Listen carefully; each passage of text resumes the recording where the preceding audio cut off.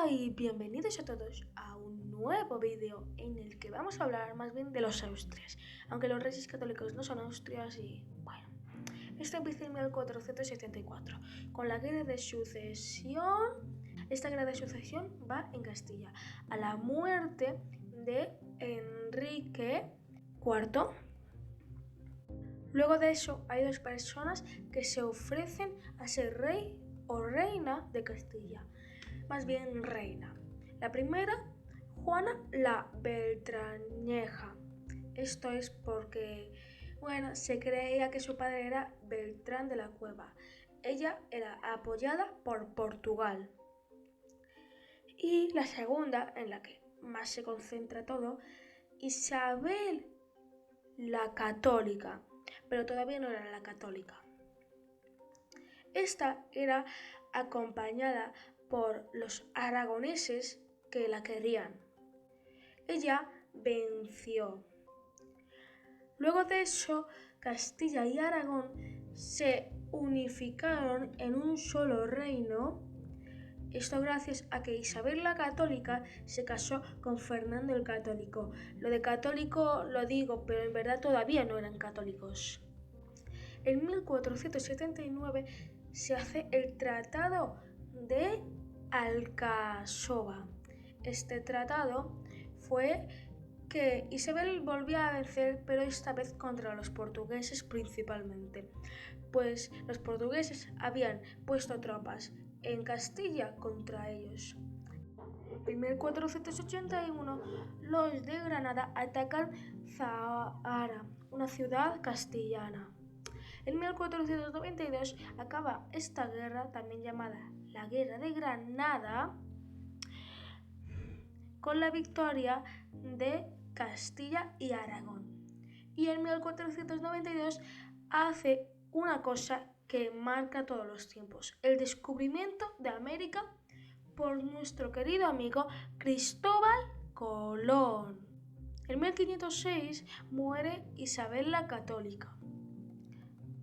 Y en 1516 muere su marido Fernando, terminando con esta era de los reyes católicos. Ahora el que está en el trono es su nieto Carlos I, que nació en el 1500. Él gobernaba España y también otro imperio mucho más grande que el de Castilla, el llamado Sacro Imperio Romano Germánico. Por eso a Carlos I se le llama también Carlos V de Alemania. En 1517 él entró en Madrid y luego de eso se fue muchas veces al Sacro Imperio. Esto molestó mucho a los ciudadanos de Castilla y Aragón, que a veces se rebelaron. Como en 1521 donde se hizo la batalla de Villalar por los rebeldes, que fueron destruidos, haciendo que la monarquía se elevara más y que nadie la cuestionara.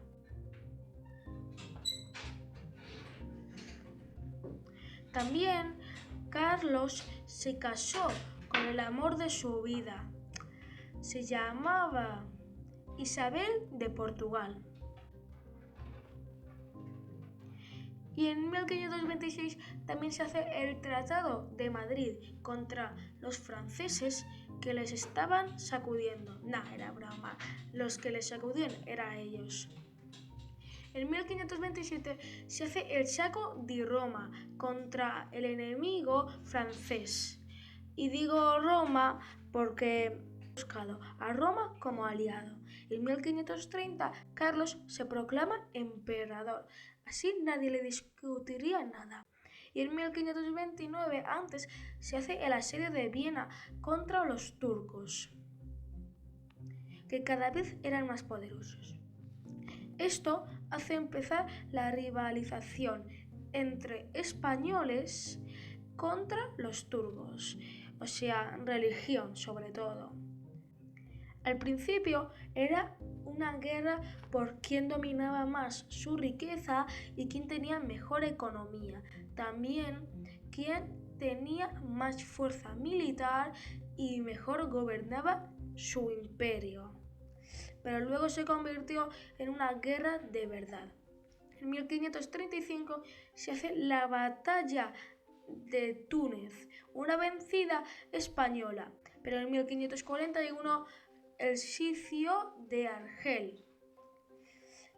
Esto sí que fue una pérdida totalmente de España, marcando como la primera victoria turca. Y luego, peor, en 1551 se hace la caída de Trípoli, una ciudad española en África, marcando a Turquía como total vencedora y que España seguramente no pudiese financiar más esta guerra. Así que por ahora Turquía está ganando y se dijo que ya había ganado. Y por culpa de esto se hicieron más rebeldes. Esta vez eran unos rebeldes religiosos, más bien protestantes del cristianismo. En 1547 se hace contra ellos la batalla de Mulbers. Y en 1555 la paz de Habsburgo, una ciudad alemana, marcando como bien el protestante. Y en 1556 la abdicación de Carlos, porque ya no quería ser más un rey,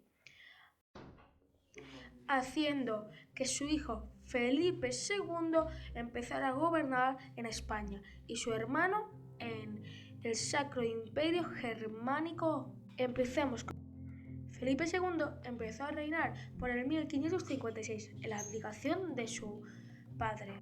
Él iba a dar la máxima expansión a su nuevo imperio, el Imperio Español. En 1568 muerte de Carlos, que era uno de sus hijos, y en 1571 la batalla de Lepanto contra los turcos, donde se crea la Liga Santa, que se compone por el gran Imperio Español, sus aliados, los estados pontificios, también por Venecia, igualmente por la Orden de Malta, Génova. Perdón, no por último, también está Saboya. Todos estos contra la religión islam y los turcos.